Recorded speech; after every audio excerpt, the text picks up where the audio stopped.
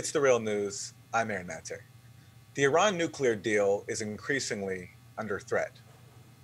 This week, President Trump signed into law new sanctions that Iran says violate the agreement. President Trump has reportedly told aides to come up with ways for him to avoid recertifying Iran's compliance when it comes up next month. Trump has already told the Wall Street Journal he personally believes Iran will be non-compliant. This comes just as Iranian President Hassan Rouhani, who oversaw the deal, is sworn in for a second term. Mohammad Marandi is a professor of English literature and Orientalism at the University of Tehran. Welcome, Professor Marandi. Thank you for having me. Thank you for joining us. What is the mood right now in Tehran in response to all of the moves that Trump and Congress are making against Iran, most notably this week, signing this new sanctions measure? I think skepticism towards the United States has been on the rise for a long time. Actually, this process began under the Obama administration, immediately after the signing of the JCPOA, or the nuclear agreement. The United States, time after time almost, they increased the sanctions in violation of the spirit of the agreement. So, for example, right after the agreement was signed, the U.S. Treasury Department added new entities to their sanctions list. But more importantly, later on, during the Obama presidency, laws were passed which violated the agreement. One was the visa restriction law against Iran and a number of other countries, which violated the agreement. And it's interesting that there was no anger shown in the United States when Obama passed those laws. That later on, when Trump took them a step further, there was an outcry. Also, there was the Iran Sanctions Act, which was passed under Obama, and that was a clear violation of the agreement between Iran and the P5+1. But after Trump became president, we saw a more outspoken president with regards to the agreement. We knew that Trump was very critical of the agreement, and he has been speaking of tearing up the agreement or effectively making it null and void.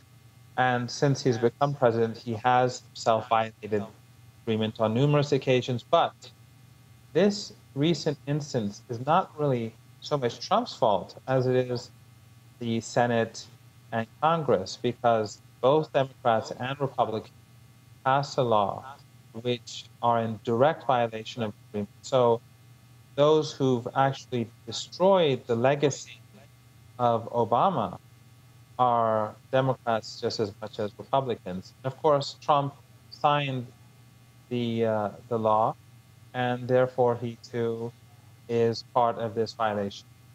I think that's a really interesting point to underline the role of Democrats in undermining the nuclear agreement, not just in passing this sanctions law, but also, as you pointed out, passing some sanctions even after the nuclear deal was approved and President Obama was still in office. But let's talk about what Trump is doing then on his end, because we have reports now that he's instructed his aides to come up with a way for him not to recertify when this comes up again next month.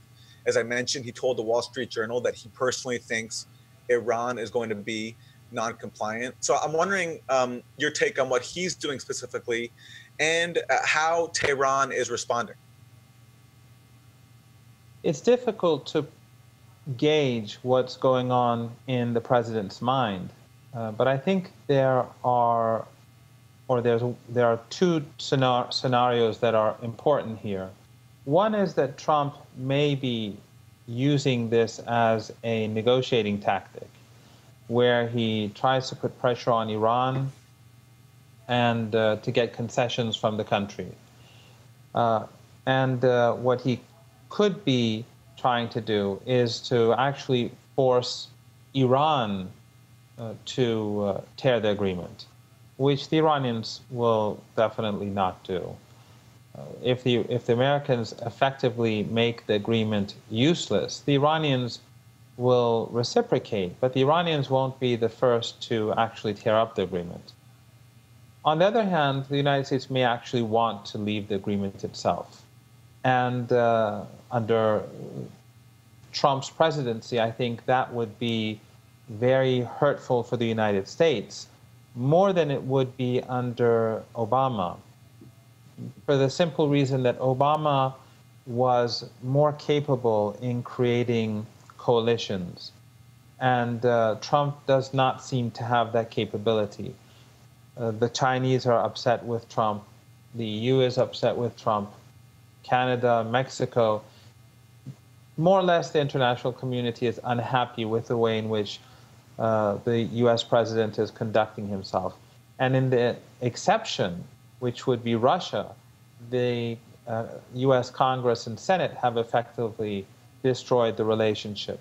So the United States will not be able to easily create a coalition against Iran, and it will be isolating itself if it chooses to wreck the agreement.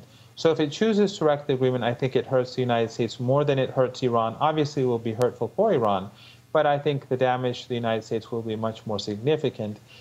And if the United States wishes to push Iran out of the agreement, I don't think it's going to be, that's going to happen.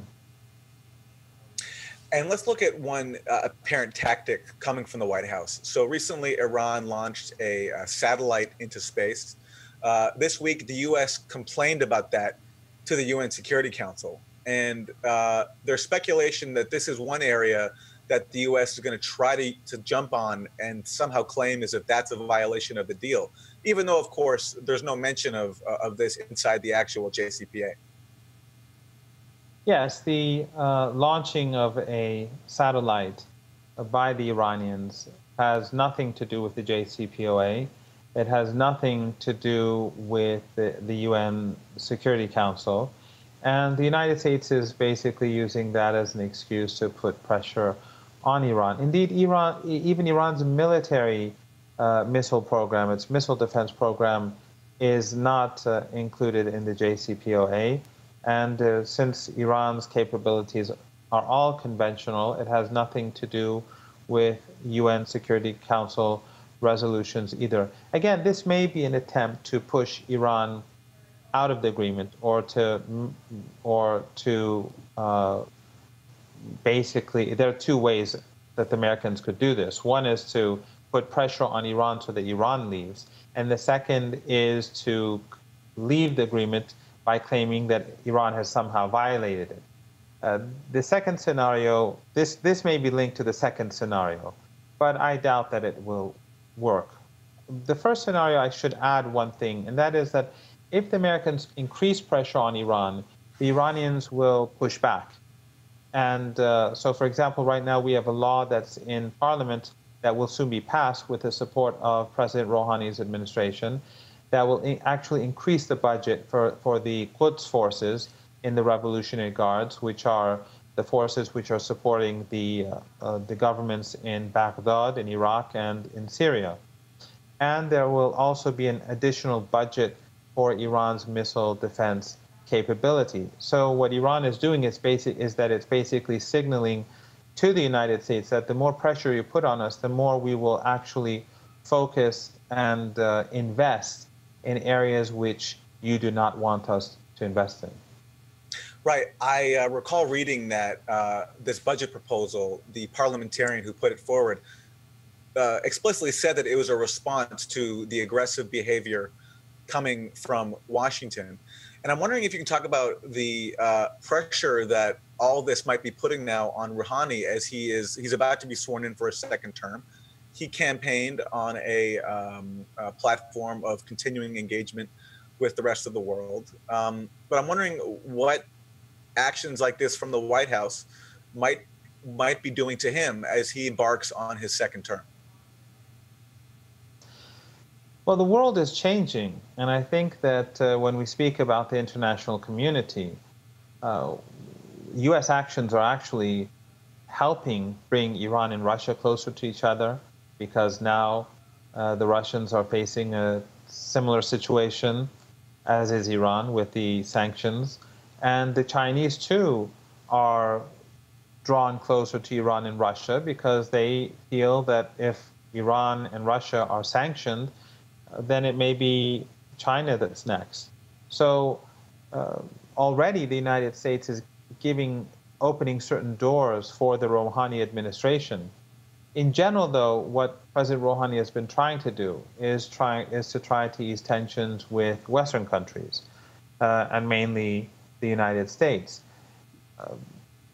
The more that the United States behaves or the United States government behaves in this manner, the more skepticism there is in Iran, and the more difficult it will be for anyone to advocate improved ties with the United States. But I think that President Rouhani really, at the moment, does not have a major problem to deal with because he has a more harsh or hardline approach towards the United States government over the last few weeks. And our foreign minister, Dr. Zarif, has also made some very critical and harsh statements against the U.S. government as well. So right now there is consensus in Iran with regards to dealing with the new actions of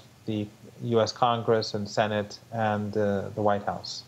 And Professor, finally, wondering if you could comment on the internal dynamics we're seeing when it comes to Iran inside the Trump administration right now.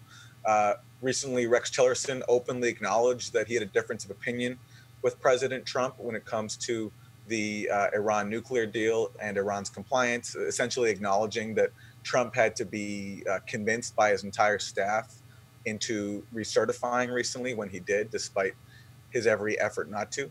And this week, we saw the departure from the National Security Council of several anti-Iran hawks, including Ezra Cohen Watnick, who had reportedly been looking at ways to explore regime change inside Iran. I'm wondering if you think that these developments are of any significance. Well, watching U.S. politics nowadays is like sitting on a roller coaster, and it's very difficult to figure out how things will end. If the United States does choose to take a more reasonable approach through the expulsion of extremists and anti-Iranian figures in the administration, I think that would be seen as a positive sign. But we don't know if that's really what's going on. If Trump listens to Tillerson, and indeed if Tillerson is taking a more reasonable approach towards Iran, again, that's a positive sign. But we still don't know.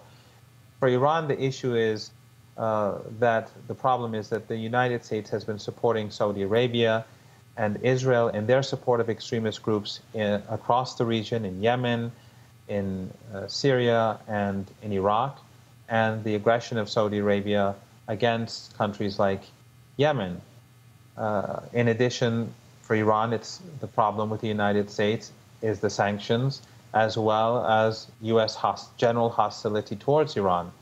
If the Iranians feel that the United States is moving in the right direction with regards to these key issues, then I believe that the United States will see that Iran, too, will move towards easing tensions.